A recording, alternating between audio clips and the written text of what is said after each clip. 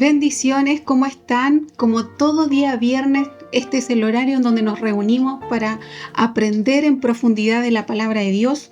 En nuestro discipulado de hoy, que hemos titulado El mensaje que nadie puede ignorar, vamos a estudiar en el libro de Mateos, en el capítulo 24, en el verso 14.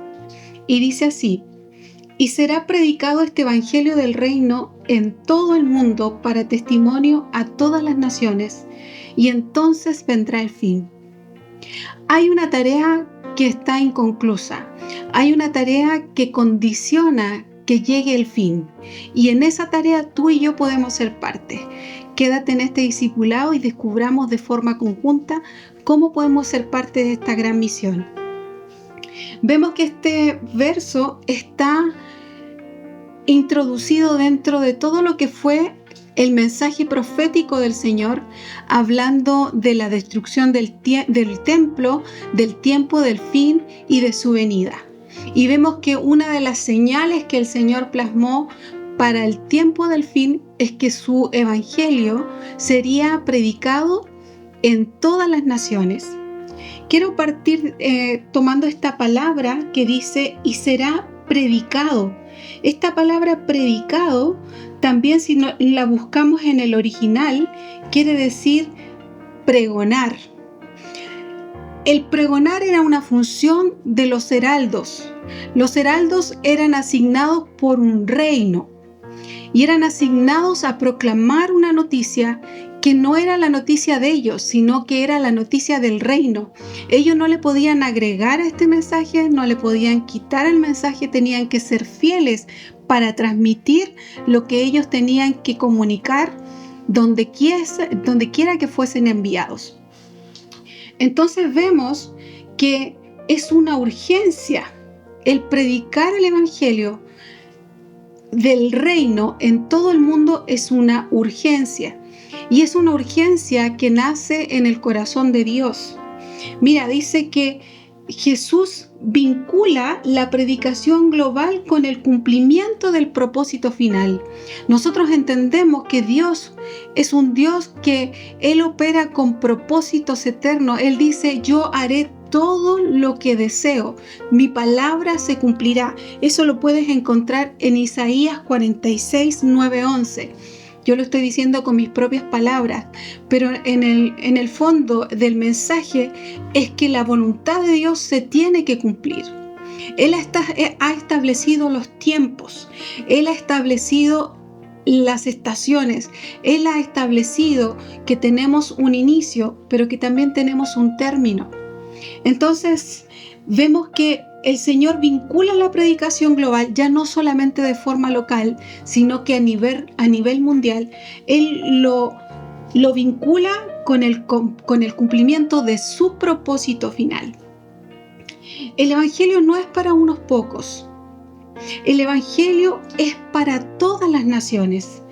¿Pero cuál evangelio? Mira, dice: será predicado este evangelio del reino. El evangelio del reino es salvación. El evangelio del reino es transformación. El evangelio del reino es justicia, es paz, es señorío de Cristo. Entonces muchas veces no sabemos qué es lo que tenemos que predicar, pero el Señor ha sido claro en darnos a conocer que lo que vamos a predicar, lo que vamos a proclamar, lo que vamos a pregonar es el evangelio del reino. Mira, el evangelio del reino va más allá a tu salvación personal. Gloria a Dios porque Él nos salvó. Gloria a Dios porque Él salió a nuestro encuentro. Pero esto va más allá de tu encuentro personal. Es una misión global. Es una misión que el Señor comenzó. El Señor dijo: así como el Padre me envió, yo los envío a ustedes. Entonces quiero que profundicemos un poquito más en esta urgencia de predicar el evangelio. Mira, en Marcos 16, 15 dice: y les dijo: id por todo el mundo y predicar el evangelio a toda criatura. Jesús es claro en enfatizar cuál va a ser nuestro público objetivo. Nuestro público objetivo es toda criatura y es todo el mundo. Él dice: id por todo el mundo. Vemos que en la Gran Comisión Él dice, id y haced discípulos a todas las naciones, bautizándolos y enseñándoles que guarden todas las cosas. Ahí podemos ver 3 verbos. Primero el verbo ir, luego el verbo hacer discípulos, luego bautizarlos y enseñarles que guarden todas las cosas. Entonces vemos que el Señor ha sido claro en este mandato, en la instrucción, en la encomienda que Él nos ha dado como heraldos. Y en esto vemos que su misión es global y que es una buena noticia que debemos de compartir con todos. En Romanos 10, del verso 14 al 15 dice, ¿cómo pues invocarán a aquel en el cual no han creído? ¿Y cómo creerán en aquel de quien no han oído? ¿Y cómo oirán sin haber quien les predique? ¿Y cómo predicarán si no fueren enviados? Como está escrito, cuán hermosos son los pies de los que anuncian la paz, de los que anuncian las buenas nuevas. Entonces, Pablo aquí nos explica esta cadena que primero es necesario oír, pero para que alguien oiga, primero tiene que haber alguien que predique. Y para que haya alguien que predique, tiene que haber sido enviado. Pero entendemos que el Señor ya nos envió. El Señor, como te dije anteriormente, Él dijo, como el Padre a mí me envió, yo los envío a ustedes. En Apocalipsis, capítulo 7, en el verso 9, dice, después de esto, miré, y he aquí una gran multitud, la cual nadie podía contar, de todas naciones, tribus, pueblos y lenguas, que estaban delante del trono y en la presencia del Cordero, vestidos de ropas blancas con palmas en las manos. Aquí ya el apóstol Juan tiene esta visión de la culminación de todas las cosas y él ve ya no solamente israelitas honrando el nombre de Dios, porque el plan de Dios siempre fue que de Abraham iban a ser benditas todas las naciones de la tierra. Sabemos que desde el Génesis hasta el Apocalipsis, el plan de Dios es que todo el mundo lo conozca. Es que todos puedan oír la buena noticia. Es que todos puedan recibir el mensaje que no es nuestro. Es una misión que nos ha sido encomendada. Y Pablo dice, ay de mí si no predico, porque ya se me ha sido asignada esta responsabilidad.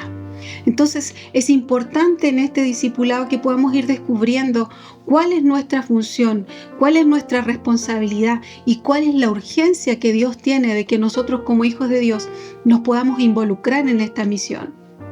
Porque es la misión del Padre. El Señor vio en esta visión tribus, naciones, pueblos. De hecho, esta palabra que dice, y será predicado este evangelio del reino en todo el mundo, a todas las naciones. En esa palabra naciones vemos la palabra etnos, que ya no es solamente una raza, o sea, son tribus, son lenguas, es todas las naciones de la tierra. Ahí el Señor veía a la gente que difícilmente es alcanzada, como estas tribus que son tan difíciles de alcanzar, pero Dios los vio alcanzados. Entonces vemos que esta misión no es imposible, porque quien nos entregó esta misión, Él dijo, yo les doy poder y autoridad para que vayan y prediquen el evangelio del reino. Entonces entendemos que es un mandato universal. Si bien es cierto, nosotros estamos plantados en una iglesia local y en esa iglesia local nosotros podemos desarrollar nuestros dones y talentos. Entendemos que nuestra misión trasciende nuestra iglesia local y para que el Señor cumpla en nosotros su buena voluntad y perfecta voluntad es que nosotros debemos preguntarle a Dios, ¿cuál es mi parte en esta misión global? Además de bendecir al cuerpo de Cristo en el lugar donde tú me has plantado, además de ser bendición para mi iglesia, además de ser de bendición para mis pastores, ¿qué más debo hacer yo para cumplir esta misión que nos ha sido asignada como iglesia universal? Mira, vemos que se necesitan predicadores que sean enviados. Eso lo vimos en Romanos capítulo 10. La importancia de llevar el testimonio, de pregonar lo que el Señor ha entregado en nuestras vidas. Entonces, Hay una cosa que no sé si a ti te llama la atención, que en nuestro logo dice Casa Apostólica. Nosotros entendemos que Dios nos ha llamado a ser una casa apostólica porque entendemos que el llamado y la función de la iglesia es una función apostólica. La palabra apostólico viene del griego apóstolos, que significa enviado o mensajero con autoridad. O sea, la misma autoridad que el Señor recibió del Padre es la autoridad que Él le entregó a sus discípulos y que nosotros hemos recibido. Nosotros no vamos a pregonar de nuestra propia experiencia. Si bien es cierto, cada uno de nosotros tiene una experiencia con Dios que nos ha transformado, pero tenemos que entender también que el mensaje va más allá de nuestras propias vidas. Mira, en Juan 20:21 el Señor declara que su misión es predicar y manifestar el reino, y que esa misión la ha transferido a sus discípulos. El Padre envió a Jesús al mundo para traer salvación, y Jesús envía a sus discípulos con la misma autoridad y propósito. Dios es un Dios de propósito. ¿Cuál es el propósito de Dios? Que todos le conozcan. El propósito de Dios es que ninguno se pierda. Si bien es cierto, hay muchos que van a escuchar el Evangelio y no lo van a recibir, lo van a rechazar, lo van a cuestionar, pero que eso no dependa de nosotros, que haya gente que pase la eternidad sin haber oído el mensaje.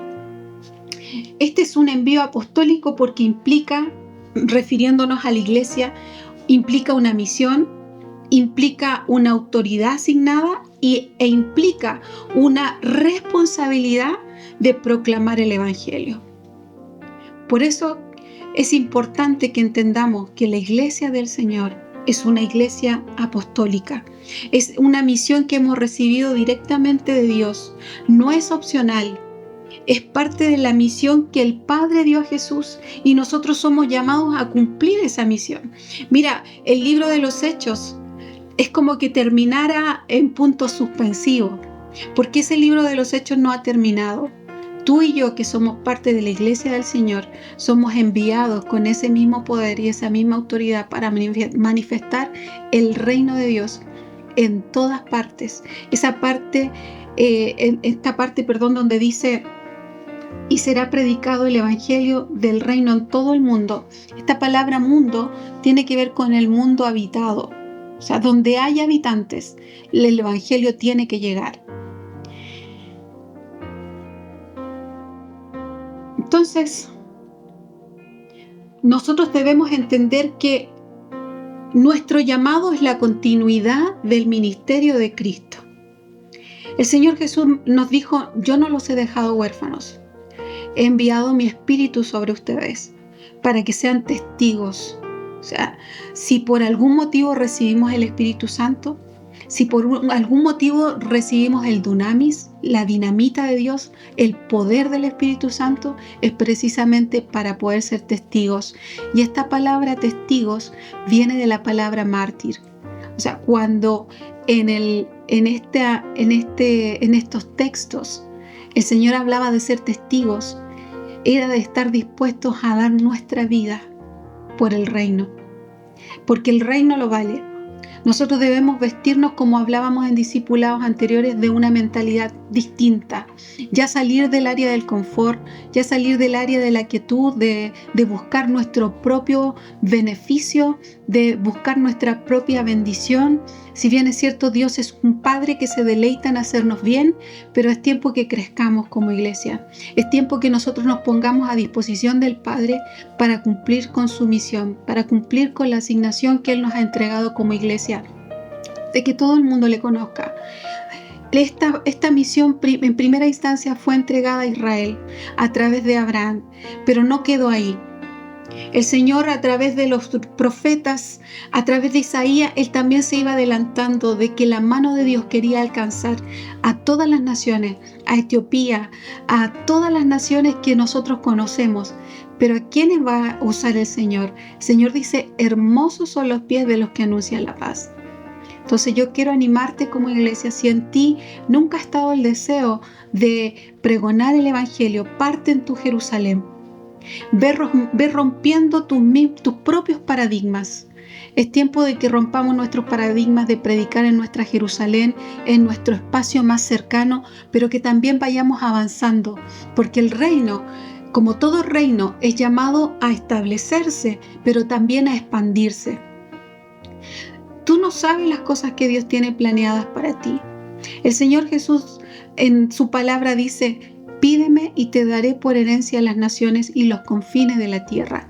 Esa promesa la recibió el Señor Jesús. Por eso es que Él tiene toda la autoridad como heredero de las naciones, Él también hacernos a nosotros parte de esta herencia. Entonces, ¿qué es lo que está en nuestros corazones? ¿Qué estamos anhelando? ¿Dónde queremos llegar? ¿Qué queremos alcanzar? Es importante que nuestra, si puedo llamarle de alguna forma, ambición del reino, pueda estar bajo el dominio de nuestro Señor Jesús. Él ambicionó naciones, Él vio pueblo, Él se lo mostró a Juan, ya todo concluido. Y mi invitación en este día, es que tú y yo podamos ser parte de esta misión.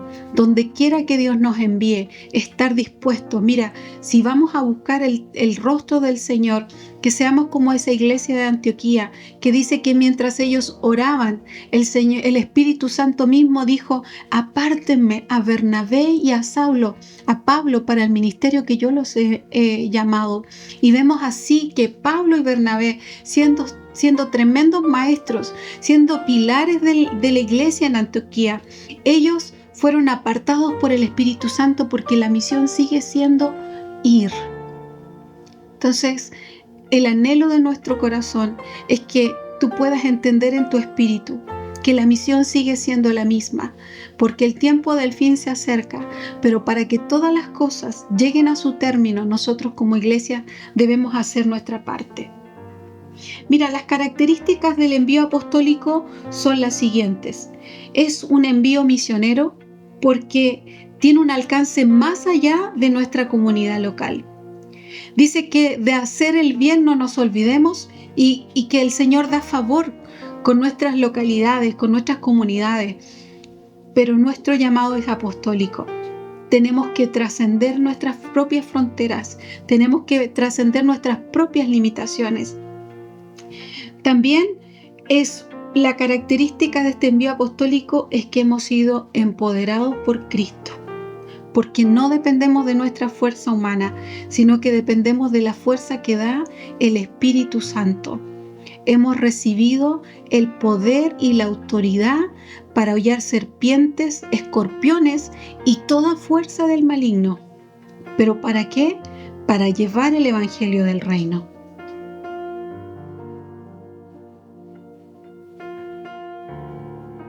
Mira, todos hemos sido llamados, a involucrarnos, a compartir el evangelio, tanto localmente como apoyar también las misiones. ¿Y cómo puedes tú apoyar las misiones? Hemos aprendido, y si tú nunca lo has oído, hay 3 formas de ir de misiones. Primero, 4. Yendo, orando, aportando recursos, pero también enviando. Entonces, tú tienes que descubrir cuál es tu función dentro de esta misión.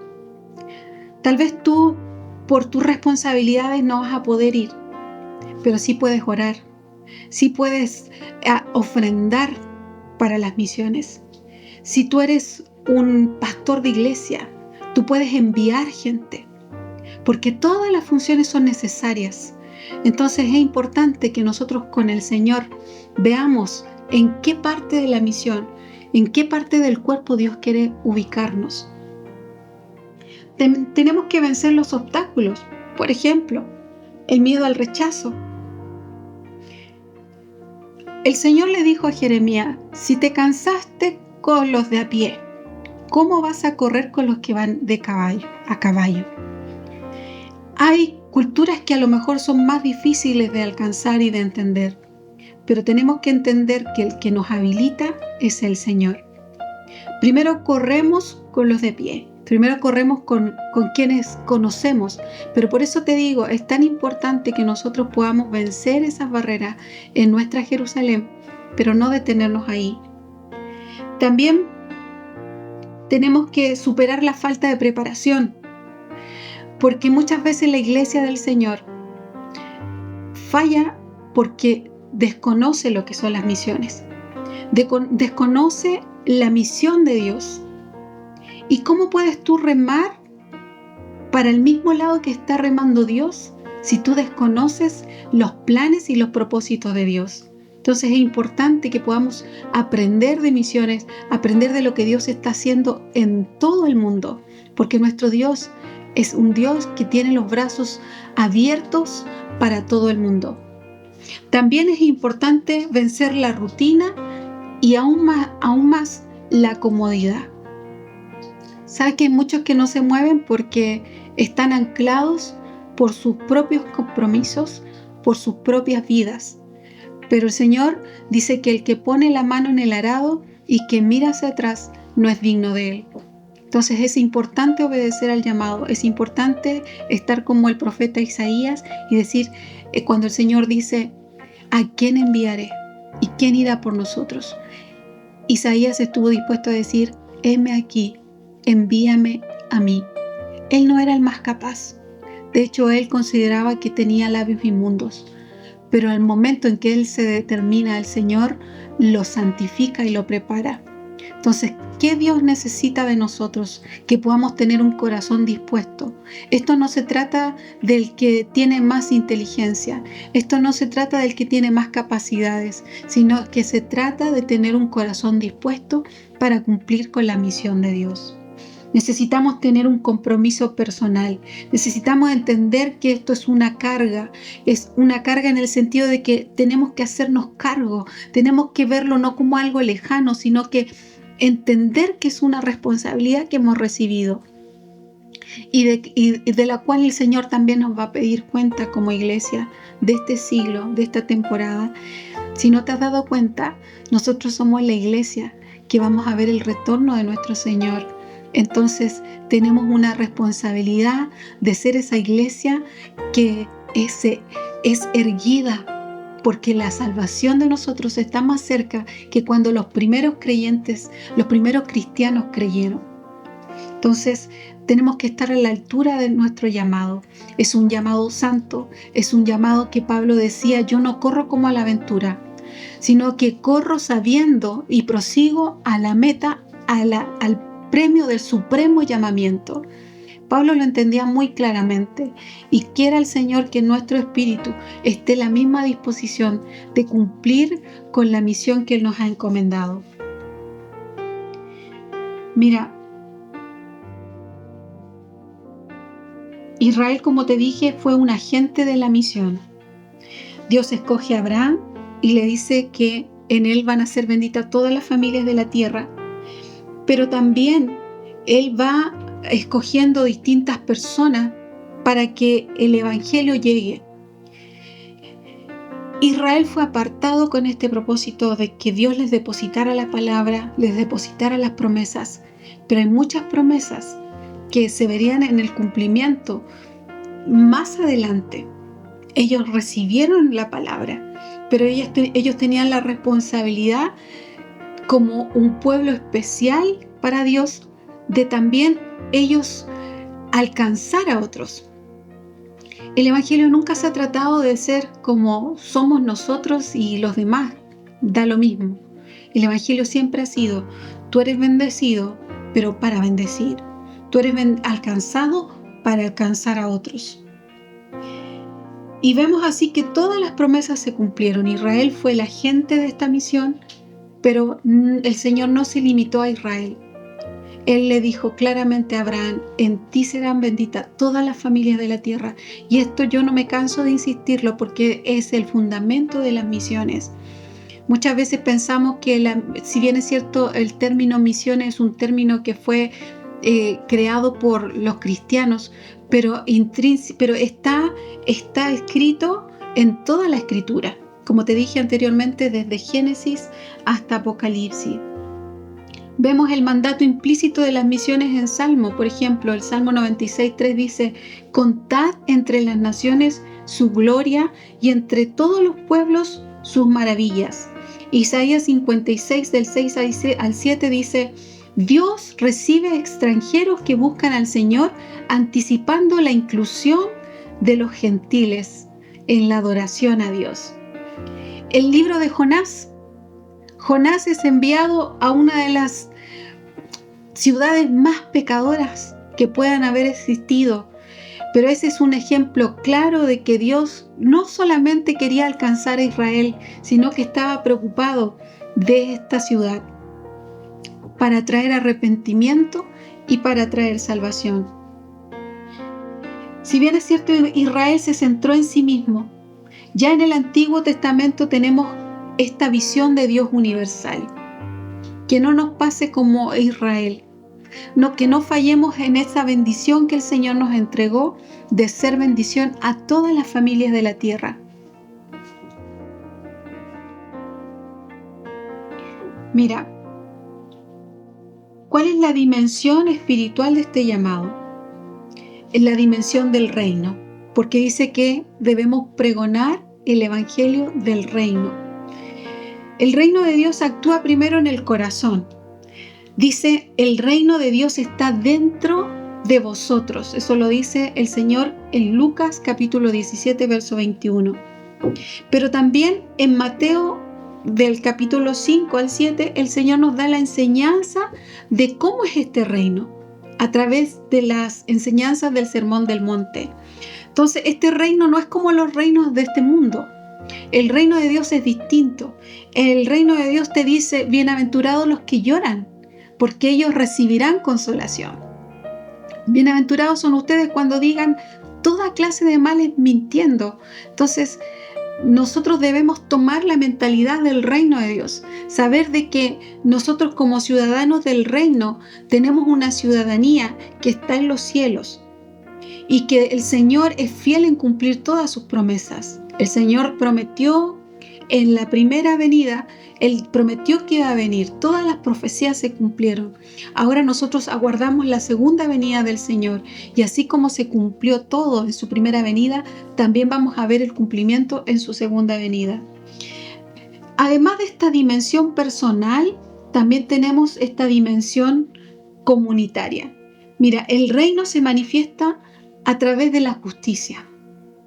La palabra del Señor dice que el reino de Dios no consiste en comida ni en bebida, sino en justicia, en paz y en gozo. Y cuando nosotros vemos las Escrituras, cuando se refiere a justicia, tiene que ver con el cuidado de las viudas, el cuidado de los huérfanos, el cuidado de los desvalidos, el cuidado de los extranjeros. Entonces, ¿cómo nosotros estamos viviendo la justicia de Dios? Para Él es importante que nosotros cuidemos aquellas cosas. Hoy compartía un versículo bíblico que dice, bienaventurado el que se acuerda el que presta, el que da al pobre, porque en realidad le está prestando a Dios. Fíjate que no dice le está dando a Dios, sino que dice que le está prestando a Dios. ¿Cómo estás viviendo tú la justicia de Dios en tu vida, en tu ministerio? ¿Estás cumpliendo la justicia de Dios? ¿O te estás preocupando de los afanes de este mundo, de lo que vive el mundo, que viven todos los demás? ¿Estás viviendo como gentil, siendo un creyente? Esta es mi pregunta. ¿Estamos viviendo como gentiles, siendo que somos creyentes? El gentil se preocupa de qué va a comer, qué va a vestir, qué va a hacer. Pero el Señor nos enseñó que nosotros no debemos preocuparnos de esas cosas, porque Dios es el que tiene cuidado de nosotros. Él nos da la sabiduría, Él nos da el trabajo, Él nos da la fuerza, pero que ese no sea nuestro enfoque, porque si nuestro enfoque está en eso, no nos vamos a poder enfocar en nuestra verdadera misión. También vemos que la dimensión del reino es una dimensión universal, tratando de unir también esta enseñanza. El reino de Dios abarca la historia y todas las naciones. Un versículo clave en esto es Apocalipsis 11:15. El reino del mundo ha venido a ser de nuestro Señor y de su Cristo. Ahí tú lo puedes anotar y buscar específicamente. Y también tiene una dimensión futura o escatológica. Mira, el reino se va a consumar plenamente en un futuro, cuando Dios restablezca todas las cosas. El Señor va a juzgar y establecer su reino de manera visible y definitiva, como lo dice Mateo 25, del verso 31 al 34. Y Dios va a establecer un reino, como dice Daniel capítulo 2, verso 44, que nunca será destruido. Daniel tuvo una visión de los imperios mayores de la historia de la humanidad, pero él vio que hay un reino que no tendrá fin. Hay una escritura que dice: lo dilatado de su imperio no tendrá límite, no tendrá fin, sino que va a ser confirmado. Entonces, a este reino estamos siendo invitados. En este reino es en el que nos movemos, en este reino es al que pertenecemos. Por eso es importante que nosotros conozcamos las dimensiones del reino, que entendamos que, si bien es cierto, hay una dimensión personal en donde nosotros debemos experimentar un arrepentimiento, una transformación, una fe, una obediencia, pero que esto tiene que trascender. Nosotros somos parte de algo mucho mayor, algo más trascendente.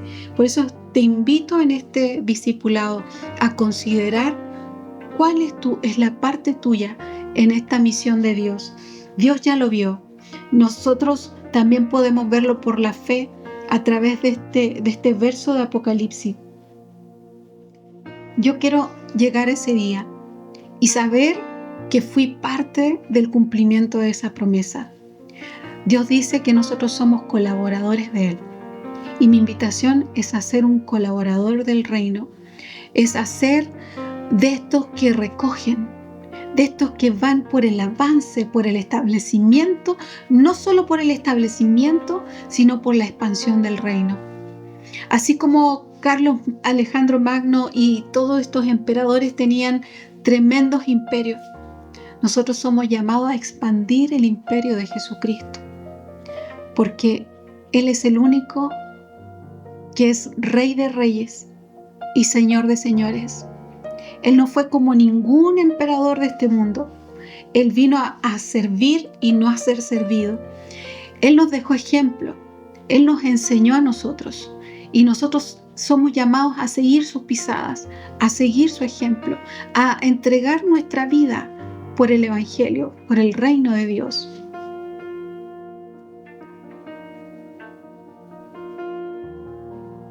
El reino no depende de nuestro esfuerzo para existir. Quiero que sepas que el reino va a seguir avanzando y se va a cumplir todo lo que el Señor ha establecido. Para pertenecer a este reino tenemos que nacer de nuevo del agua y del Espíritu. Y para permanecer en este reino debemos buscar primeramente, como dice su palabra, el reino de Dios y su justicia. Ya te expliqué lo que era la justicia de Dios. Entonces, ese debe ser nuestro enfoque, el reino de Dios.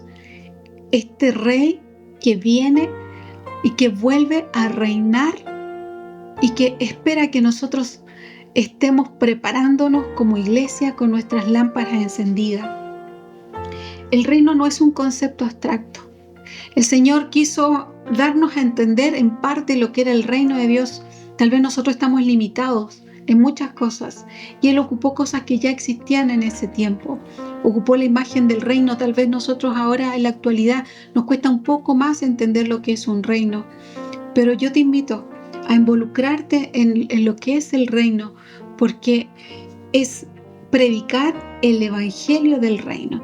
Y podríamos estar hablando del reino mucho más, pero yo te animo para que tú escudriñes tu Biblia y puedas entender en profundidad un poco más qué es el reino de Dios. Entonces, en conclusión, ¿qué podemos decir? Que el reino de Dios es presente, es espiritual, es de transformación y es universal, pero que no se reduce a lo físico, sino que es un reino que tiene un cumplimiento presente, pero también a futuro. Quiero cerrar este discipulado con una breve oración. Señor, te agradecemos por este tiempo que podemos compartir, como cada día viernes. Sé que es importante abrir las Escrituras y yo te pido, Señor, que tu Espíritu Santo ministre a cada uno de los que vean esta transmisión, si han llegado hasta este punto de la transmisión. Señor, que tú pongas hambre y sed de ti, Señor. Hambre de cumplir tu voluntad, porque tú dijiste, Señor, mi comida es hacer la voluntad del que me envió. Señor, que nuestra comida, que nuestra hambre sea hacer tu voluntad y obedecerte, Señor, en lo que tú has establecido a través de tu palabra. Bendice a aquellos obreros que se están levantando.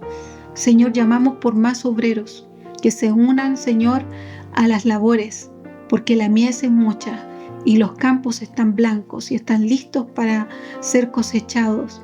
Señor, danos las estrategias, danos, Señor, aquellas tierras prometidas, Señor, que podamos extender nuestros pasos, Señor, y ser alzados a través de tu Espíritu Santo al cumplimiento de tus promesas. Padre, gracias y pedimos tu bendición en el nombre poderoso de Jesús. Amén.